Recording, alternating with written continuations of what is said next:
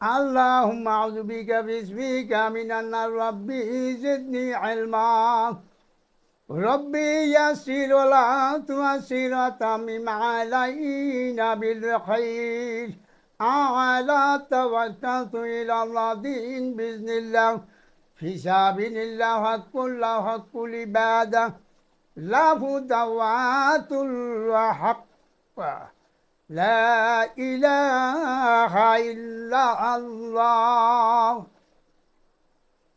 اللهم صل على محمد نبي أمي وسلم وعلى سراج منير صلى الله عليه وسلم আলহামদুলিল্লাহ। আজকের বিষয় চরমোনাই পীর মুসলিম পদবিত নামটি বর্জন করিয়াছে। তেনার লক্ষ কোটি লক্ষ লক্ষ মুরিদান, তিনি একজন জবরদস্ত পীর। তেনার তো ভুল ধরা আমাদের মতো মানুষের পক্ষে সম্ভব না, কিন্তু তেনার ভুল ধরতেছি না। তেনার নামে যে সমস্ত কথাগুলো বলা হয়েছে, লেখা হয়েছে, এগুলা দেখতেছি কোরআনের সমস্ত মূল্যবান যে কথাগুলো, যেগুলো সম্মানিত মহান রব্বুল আলামিনের পদমর্যাদার নাম, সেই নামগুলো, যেমন একটা নাম এখানে বলা হয়েছে আল্লামা। এই আল্লামা শব্দটি যেমন কোন একটা শব্দ, এর ভিতরে সমস্ত সৃষ্টিরাশি লুকায়িত ছিল, কোন বলার সাথে সাথে সমস্ত সৃষ্টিকুল সৃষ্টি হয়ে যায়, তেমনি আল্লামা শব্দটি সমস্ত এলেমীয় বিষয় সম্মানিত মহান রব্বুল আলামিন এই আল্লামা শব্দের ভিতরে রক্ষিত করেন, যা তার অহংকারিত শব্দ। এমন কারো শক্তি নাই, ক্ষমতা নাই এই আয়াতটি, এই আল্লামা শব্দটি অন্য কেউ স্পর্শ করে, কারো ক্ষমতা নাই। এটা তার অহংকারী বাক্য। এইরকম ধরনের যে সমস্ত কথাগুলো এখানে বলা আছে, যেমন জনাব, নায়েবে, আমিরুল মুজাহিদিন, শাইখুল হাদিস, আল্লামা, মুফতি সৈয়দ মোহাম্মদ ফয়জুল করিম, শাইখে চরমোনাই। এত কিছু তো দরকার ছিল না মনে হয়। এতে এমনি পরিচিত, সব মানুষে জানে, এবং তার যদি মালিকের কাছে সে সম্মানিত হয়, তা মালিকই জানবেন, দেখবেন। কিন্তু আমাদের কাছে এগুলো প্রকাশ করে তো কোনো প্রয়োজন ছিল না, কারণ আমরা জানি সে একজন চরমোনার পীর, তার লক্ষ লক্ষ মুরিদান আছে, এবং সারা বাংলাদেশে না, বাহিরেও বিভিন্ন জায়গায় জানে। তবে এত নামের সমারোহের কী প্রয়োজন ছিল? এগুলো তো ভীষণ ভীষণ ভীষণ করা হয়েছে, জুলুমকারী করা হয়েছে, মালিকের নামের সাথে শিরক করা হয়েছে। সর্বশ্রেষ্ঠ পদমর্যাদার অধিকারী বলে উক্ত পদীয় নামের সংযোগ করে প্রমাণ করল তার পদদর্প। সে কত বড় পদমর্যাদার মালিক তা তিনি প্রমাণ করে দিলেন। তিনি সবচেয়ে শ্রেষ্ঠ, তেনার মতো আর শ্রেষ্ঠত্ব কেউ কায়েম করতে পারে নাই, তাই মানুষের কাছে সে প্রমাণ করল। সম্মানিত মহান সর্বসৃষ্টির মালিক ইলা আউলিয়া আল্লামা আল্লাহ রব্বুল আলামিন তেনার নবী ও রাসূলদের স্বপরিচয়ের জন্য কোনো সর্বোচ্চ পদমর্যাদা পূর্ণ অহংকারী নাম ছিল না। তেনারা ছিল সমর্পণকারী। তারা ছিল কি? সমর্পণকারী। তারা অহংকারী ছিল না। আল্লাহ রব্বুল আলামিন অহংকারী, আর আমরা হইলাম সমর্পণকারী। আল্লাহ রব্বুল আলামিন স্বাধীন, আমরা সমস্ত মানুষগুলা তেনার অধীন।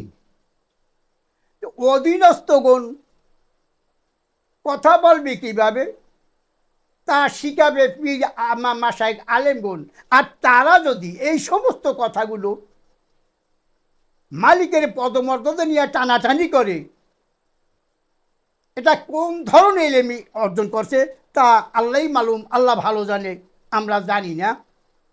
আজকের নবী রাসূলদের যে তাদের যে পদীয় নাম ছিল, তাদের যে নামগুলো ছিল তা সমর্পণ, তাদের নামের সাথে এত টাইটেল ফাইটেল এই সমস্ত কিছু পদমর্যাদা এই সমস্ত কিছু না। নবী ও রাসূল আল্লাহ তাদেরকে দিয়েছে এই শব্দগুলা।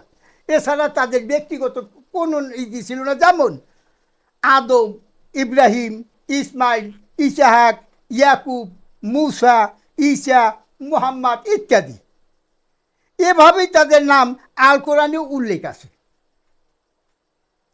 এটা আমাদের মুখের কথা নয়, কোরআন তা প্রমাণ করে। তারা এই ধরনের কথাই এই সামান্য একটু নাম দিয়ে তারা যথেষ্ট, এতেই তারা সুখী আনন্দিত। তাদের ইচ্ছা, তাদের মনের ছিল মালিকের সন্তুষ্টি অর্জন করা। আর যেভাবে এই পীর সাহেব এই নামগুলো বলেছে, সমস্ত নামগুলি অসন্তুষ্টিকর। আর এই অসন্তুষ্টির কারণেই মালিক হবেন অসন্তুষ্ট, এবং তার জন্যই সেই লোকটা হয় অপবিত্র। আর এই অপবিত্র ব্যক্তির কথা আল্লাহ বা কীভাবে শোনে তা জানা নাই। তা যাই হোক, উল্লেখ আছে। আর আমরা মুসলিম, আমরা তো মুসলিম, আমাদের জাতির পিতা হযরত ইব্রাহিম আলাইহিস সালাতু ওয়াস সালাম আমাদের পদমর্যাদার সর্বোচ্চ নাম রাখেন মুসলিম।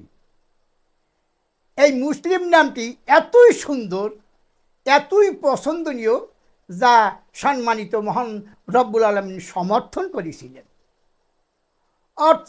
এর চাইতে ঊর্ধ্বতন কোনো মুসলিমদের জন্য আর কোনো পদমর্যাদা পদদর্ভ কিছুই থাকতে পারে না। এতেই আমাদের সন্তুষ্টি থাকা উচিত ছিল। আমাদের তো ভিন্ন, ওগুলো তো আমাদের না। আমরা মুসলিম, আমরা মুত্তাকিন, আমরা পরেজগার, আমরা সালেক, আমরা নায়েব, এগুলো তো আমাদেরকে আল্লাহ শিক্ষা দিয়েছে। অতএব এগুলো আমরা বাদ দিয়া এই পদমর্যাদায় উন্নীত হইয়া কি বলতে চায়, এরা কি বলতে চায়? আকাশ দিয়ে উড়াল দিয়ে চলে যাবে নাকি? একই অবস্থা। সুবহানাল্লাহ তাআলা, নাউযুবিল্লাহ মিন যালিক। আল্লাহ এদেরকে মাফ করুন, সঠিক পথ দেখাও। সর্বোচ্চ যা সম্মানিত মহান আল্লাহ রব্বুল আলামিন সমর্থন করে, তাই মুসলিম নামটি আমাদের সর্বোচ্চ পদমর্যাদা পূর্ণ নাম। আমরা এই নামটি আজকের এই ইয়াতে ভুলে গেছি একদম, যে এই সবাই এই যে যেমন যে নামগুলো তার পদমর্যাদার সমারোহ, ওই নামের ভিড়ে মুসলিম নামটা বিলুপ্ত হয়ে গেছে। মুসলিম নামটা তার কাছে আর নাই। মুসলিম নামটা তার লেখা লাগে না, মানুষে চেনে, তাইলে ওই নামগুলো লেখা লাগবে দিতে, হেতে মানুষে চেনবে না। সবাই জানে না যে চরমনার পীর। তবে এখানে একটা কথা আসতেই পারে, হয়তো তারা যেমন তারা আশেক মাসেক বইয়ের ভিতরে লেখছে যে পীর ওলিদের মর্যাদা নবী রাসূলদের চাইতেও বেশি। ওখানে 88 না 90 এর ভিতরে এই কথাটা লেখা আছে। হয়তোবা তারা এই ধরনের কথা বলছে। এগুলা কোন ধরনের কথা আমরা কোরআনে পাই নাই। হয়তোবা তারা মালিকের সাথে গোপনে কোনো পরামর্শ করছে, তারপর এই ধরনের কথা বলছে। যাই হোক, ওগুলো আমরা দেখি নাই। তবে কাল কিয়ামতের ময়দানে যখন সবাই সমবেত হব, আল্লাহ রব্বুল আলামিন বিচার শাসন কায়েম করবেন, তখন দেখতে পারবো নবী রাসূলদের চাইতে তাদের মর্যাদা কত বেশি। জিন আদমকে মেনে নিতে পারে নাই, তাই হয়েছিল পার্থক্যকারী। ঠিক তেমনি চরমনার পীর পার্থক্যকারী, পদদর্পে গর্বিত, অহংকারী। শিরক ও বেদায়েত হিসাবে আল কোরআন প্রমাণ করে। এটা আমাদের কথা নাই, কোরআন বলছে, কোরআনের কথা, কোরআন প্রমাণ করছে। তবে হয়তোবা মানুষ মাত্রই ভুল থাকতে পারে, হইতেই পারে, আমরা তো মানুষ। তো পীর কেন, নবী রাসূলদেরও অনেক সময় অনেক ভুল হয়েছে। তো এই ভুলের জন্য আমরা অনুতপ্ত হই। এই ভুলের জন্য সম্মানিত মহান রব্বুল আলামিনের কাছে ক্ষমা প্রার্থনা করি। আমরা অপরাধ করব, ভুল করব, এই ভুল করাই আমাদের স্বভাব। আর সম্মানিত মহান রব্বুল আলামিনের কাছে আমরা এই ভুলের জন্য যদি ক্ষমা চাই, তাইলে তিনি আমাদের মাফ করিয়া দেওয়াই তেনার স্বভাব। যেহেতু আমাদের এখানে কোনো সমস্যা নাই, আমার কোনো সমস্যা, ভুল হয়েছে, যদি ভুল হইয়া থাকে, আমরা দেখছি ভুল হয়েছে, কোরআন বলছে, আমরা বলছি না, কোরআন বলছে, এই ভুল থেকে সংশোধন হওয়ার জন্য আহ্বান করছি, বলছি, দাওয়াত দিছি।